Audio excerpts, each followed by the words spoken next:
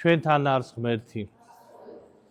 ქრისტეს მიერ საყვარელნო, მამანო, დედანო, ძმანო და დანო. დღეს არის დღე საუფლო, კვირა დღე.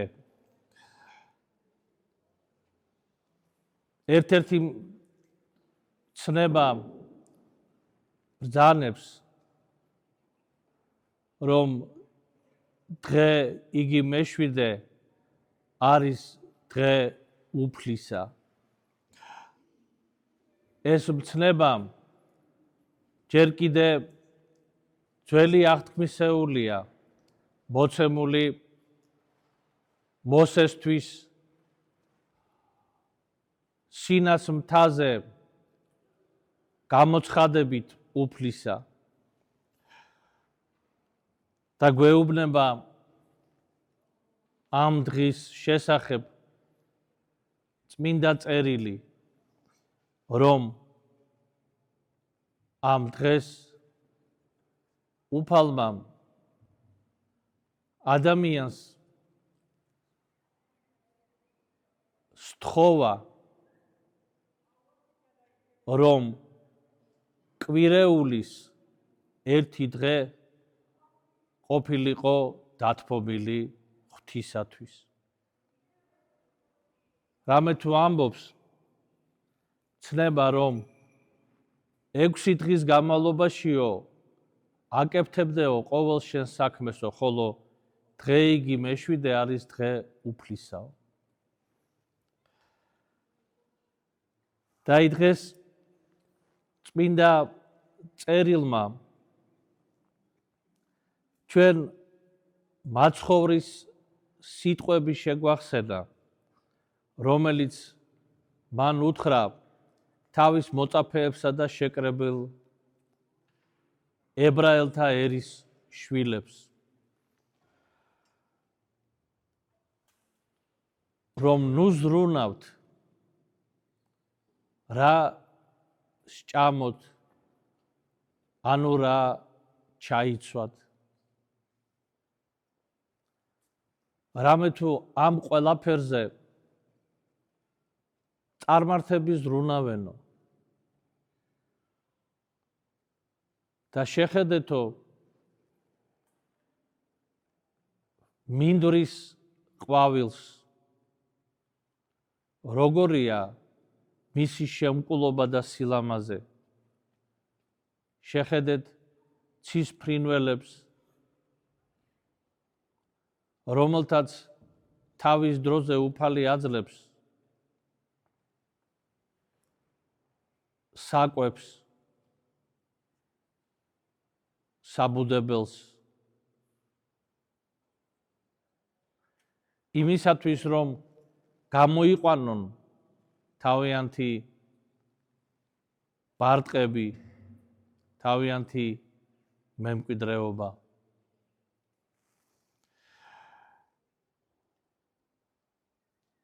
და ჩვენც დავფიქრდეთ, ძვირფასო ძმანო და დანო, ამის შესახებ, აი როგორია ჩვენი საზრუნავი მთელი კვირის განმავლობაში. არის ჩვენს ცხოვრებაში დღე იგი მეშვიდე დღე უფლისა.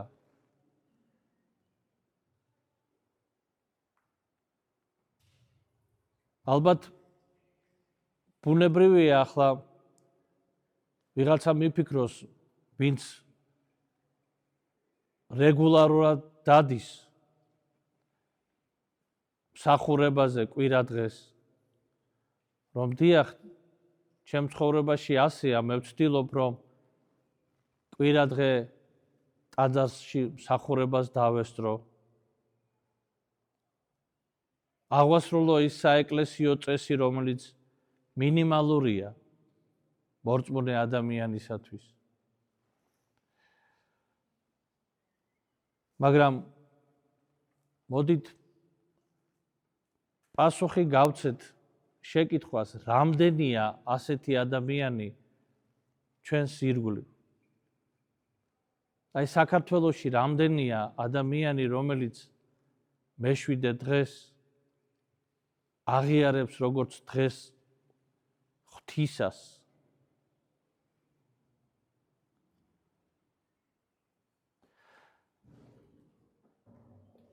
და როდესაც მაცხოვარი ამბობს, რომ ნუ ზრუნავთო რა სჭამოთ და რა ჩაიცვათო, აქ საუბარი კი არ არის იმაზე თუ რა შრომა უნდა გასწიოს ადამიანმა. უშრომელი ადამიანი კარგავს ადამიანის სახესაც, რა თქმა უნდა.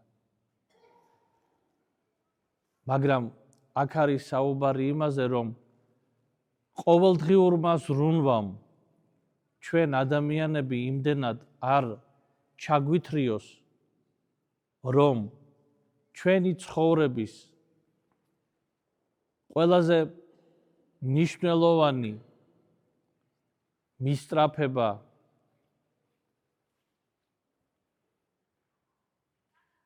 რომელიც უნდა იყოს, ის დაგვავიწყოს. ანუ მისწრაფება ღვთისაკენ. ზოგჯერ ადამიანები ვიტყვით, რომ ახლა მე არ ვცალია. აი ახალი საქმე წამოვიწყე, იქ რაღაცა მაქვს გასაკეთებელი, იქ კიდევ რაღაცა, კიდევ ამას მორჩები და მერე მოვიცლი ჩემი სულისთვის, მერე მოვიცლი ეკლესიისთვის. ჯერ შვილებს გავზრდი, მერე მათი შვილებიც გასაზრდელია. მერე ჩემი ჯანმრთელობა მისახედი ამ ყველაფრის შემდგომ. იმიტომ რომ ასაკი მომემატა, დავიღალე და ასე შემდეგ. ანუ ადამიანს ყოველთვის გააჩნია საზრუნავი. და ხშირ შემთხვევაში ამ საზრუნავს ჩვენ თვითონ საკუთარ თავზე გამოვუჩენთ. და მერე ვიტყვით ზოგჯერ დავიღალეო. ან თლად უარესი ვიტყვით რა საჭირო იყო ამის გაკეთება.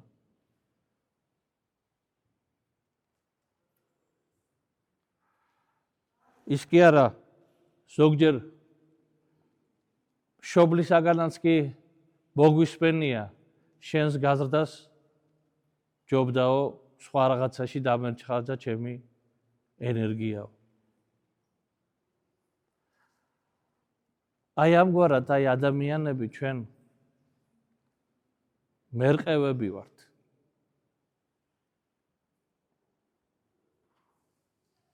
გვაკლია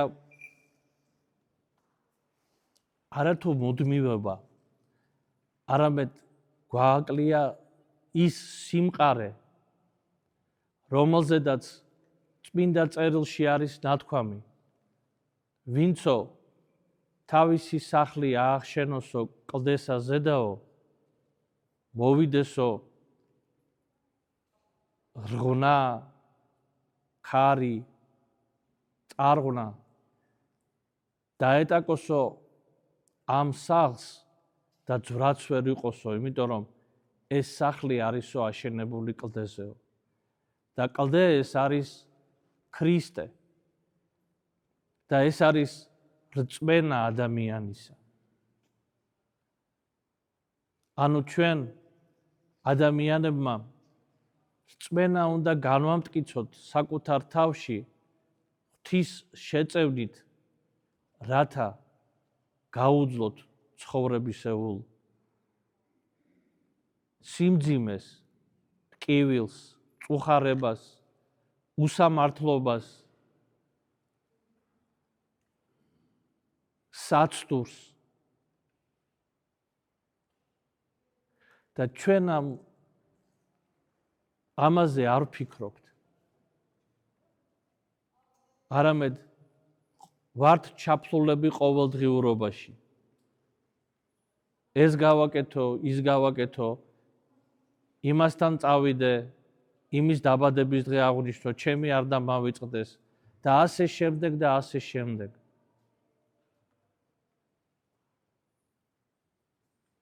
და თითქოს ადამიანი ამ ყველაფრით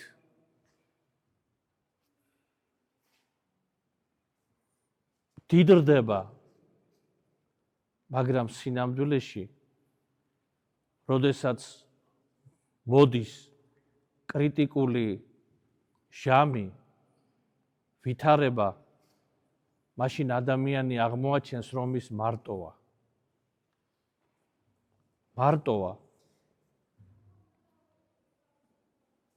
და მისი არ ესმით.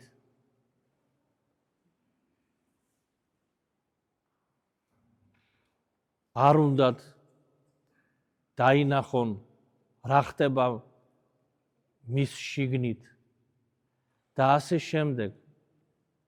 მრავალი აზრი მოგდის ჩვენ თავში ასეთ დროს. და ეს ყველაფერი ძვირფასო ძბანო და დანო და მინდა განსაკუთრებულად ახალგაზრდებს ვუთხრა, რამე თუ ახალგაზრდებ გატაცება ახალგაზრდობისა ბუნებრივია. ბევრი რაღაცით არის დაინტერესებული ახალგაზრდა ადამიანი, მაგრამ დავაკვირდეთ იმას, აი გატაცება, რითაც ჩვენ ვართ დაინტერესებული, რას შეძენს ჩვენს სულს. რას შეძენს, რა მოაქვს ჩვენი სულისთვის. აი რაც არ უნდა დიდი მიღწევა იყოს და რაც არ უნდა დიდი საჩუქარი ჩვენ მივიღოთ, 2-3 დღის შემდეგ იმ საჩუქარს ჩვენთვის უკვე მნიშვნელობა დაკარგული აქვს. მას არა აქვს, აი ეს განცდა მორჩა, დასრულდა.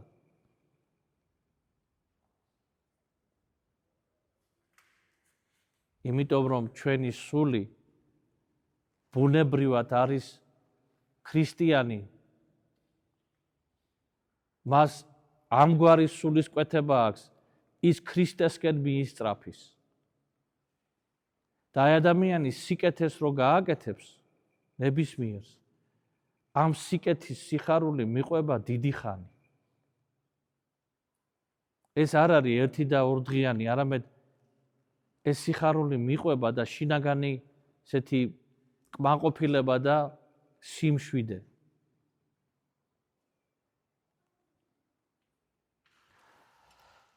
და ამიტომაც ძვირფასო ახალგაზრდებო, დაახარჯავთ თქვენ სულიერ ძალებს იმაზე, რაც სინამდვილეში არ მოგიტანთ,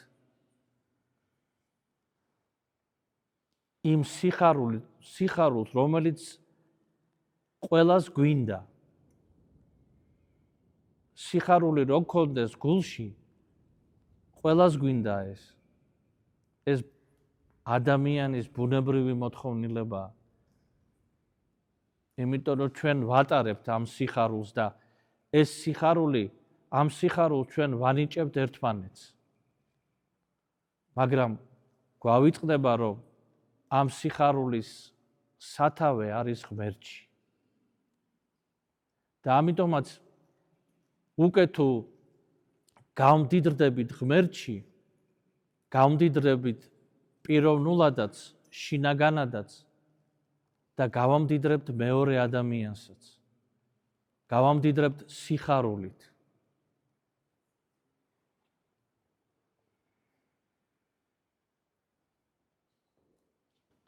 რომის იმპერატორი ერთ-ერთი ძალიან გამორჩეული, რომელმაც გაატარა ძალზე მნიშვნელოვანი რეფორმები,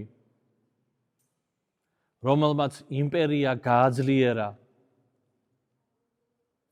მაგრამ ამავდროს მისი მმართველობის პერიოდში იყო ყველაზე სასტიკი დევნა ქრისტიანებზე, იმპერატორი დიოკლეტიანე,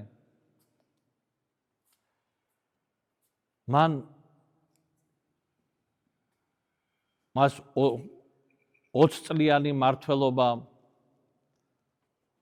ჰქონდა და თავისი მმართველობის ბოლოს ის ჩამოშორდა სახელმწიფო საქმეებს და იყო დაკავებული მებოსტნეობით. და როდესაც მივიდნენ მასთან და ერთ-ერთ სახელმწიფო საკითხზე დაუწყეს საუბარი, მისთვის ეს იმდენად უინტერესო იყო, მან უპასუხა, ნახეთო, როგორი კარგი კომბოსტო გამოვიყვანეო.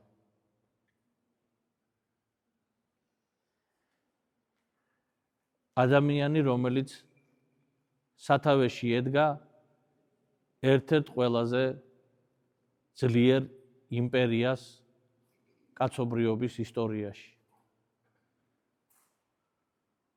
მისთვის ცხოვრების ამ პერიოდში ვიღაცა იტყვის შეიძლება დეპრესია ქონდაო. შეიძლება უკვე არ შეეძლო. ზუსტად ესეც არის, რომ ეს ჟამი ყველა ადამიანის ცხოვრებაში დგება. ჟამი გადაფასებისა საკუთარი პიროვნების და საკუთარი ცხოვრების. და თუ ჩვენ ღმერთთან ერთად ვიქნებით, რა თქმა უნდა,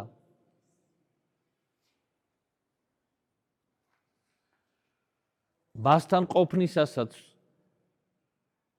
შეფასებას გაუკეთებთ საკუთარ თავს, მაგრამ ყოველთვის გვეყოლება იმედად და სიმტკიცედ ღმერთი და მისი წმინდა სიტყვა, რამე თუ ბრძანა უფალმა ჩვენმა იესო ქრისტემ, ნუ გეშინინ, რამე თუ მე თქვენთანა ვარ, ვიდრე აღსასრულამდე სოფლისაო. და თუ ვიქნებით ჩვენ ღმერთთან, ღმერთი აღსასრულამდე ამ წუთის სოფლისა იქნება ჩვენთან ადამიანებთან და იქნება ყოველ პიროვნებასთან ამ წუთის სოფლის დატევებამდე. ამინ. ღმერთმა დალოცვილი გამყოფოთ ყველანი. ჩვენთან არის ღმერთი.